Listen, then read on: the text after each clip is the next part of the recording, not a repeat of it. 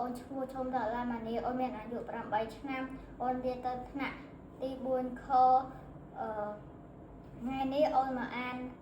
មេរៀនអត្ថបទ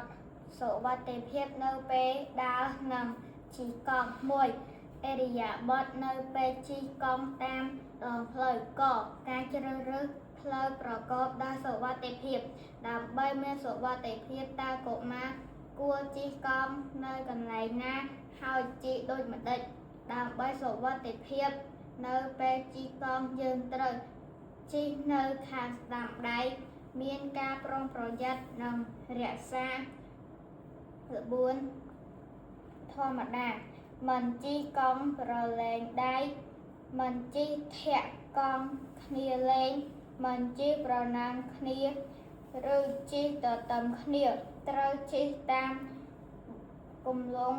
ផ្លូវសម្រាប់កង់ម៉ូតូឬផ្នែកជាយផ្លូវ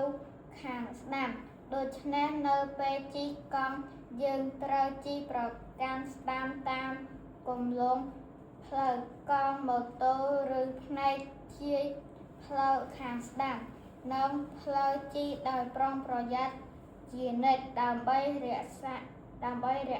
សុវត្ថិភាពក្នុងពេលធ្វើដំណើរសម្រាប់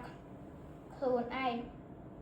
និងអ្នករួមដំណើរជាមួយផងដែរសូមអរគុណ